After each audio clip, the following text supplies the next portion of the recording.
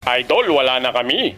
Yan na nga ang sinasabi ko sa iyo, puro ka kasi pag-ibig. Lahat na yata ng payo nasabi ko na pero hindi ka rin nakinig. Ngayon, ito na yung payo na dapat sundin mo. Mag-ML ka na lang, alam mo kung bakit? Halika rito, ipapaliwanag ko sa'yo. Sa ML, kapag nag-pick ka ng hero kung wala namang ibang gagamit, siguradong makukuha mo yan. Pero kapag yung tao pinili mo, napakahirap makuha kahit hindi naman nakaban. Yang jowa mo, kapag araw-araw kayong magkasama, siguradong magsasawa yan sa'yo. Ang ML, hindi magsasawa sa'yo kahit magdamag maghapon ka pang maglaro. Kayo naman girls, binibigyan ba kayo ng mga jowa nyo ng flowers saka ng Toblerone? Hay! Sa ML, kahit talo ka, bibigyan ka ng chocolate ni Moonton. Yang jowa mo, lagi na lang galit sa'yo, ang bilis maubos ng pasensya. Nako sa ML, magbuo ka ng enchanted talisman, hindi ka mauubusan ng mana. Yang jowa mo, kapag may ibang lakad, hindi nagte-text, hindi nagchat-chat, hindi siya nagpapaalam sa'yo. Si Moonton, kapag may binabago sa laro, laging nag-update sa'yo. Kaya naman, mag-ML ka na lang, yan ang mapapayo ko sa'yo. Habulin mo na lang yung star kaysa habulin yung maling tao. Kapag may jowa ka, bata ka mag-overthink, lalong manghihina ka. Sa ML, magbata ka sa rank game, siguradong lalakas ka. Okay lang sa ML kahit paglaruan mo siya ng paglaruan. Kapag pinaglaruan mo si ML, hindi ka niya paglalaruan. Pero kapag feelings ng jowa mo ang iyong pinaglaruan, baka paglaruan ka din niya tapos sa huli, ikaw pa yung masasaktan. Sa ML, napakaraming hero na pwede mong pagpilian. Yung jowa mo na hindi nagbabago ng ugali, yan lang ang pwede mong pagtiyagaan. Yung jowa mo, habang tumatagal, manlalamig na sa'yo. Sa ML, habang tumatagal, mag-iinit ka talaga, pati baterya ng cellphone mo. Kapag nag-aaway kayo ng jowa mo, kung ano-anong matututunan mong masasakit na salita. Sa ML, kapag may masasakit na salita, minumute niya kaagad, hindi niya hayaang makita mo pa.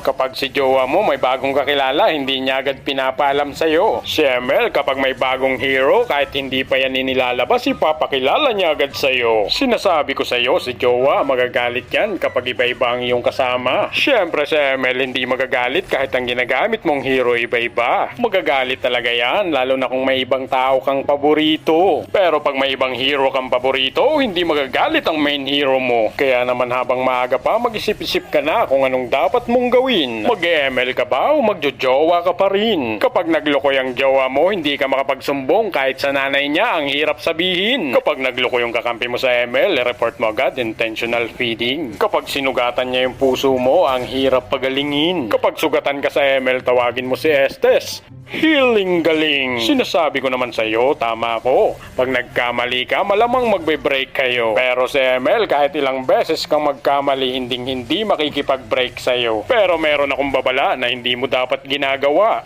Kapag nag-cheat ka sa kanya, tapos nag-cheat ka rin sa ML, aba, wala na akong magagawa, diba?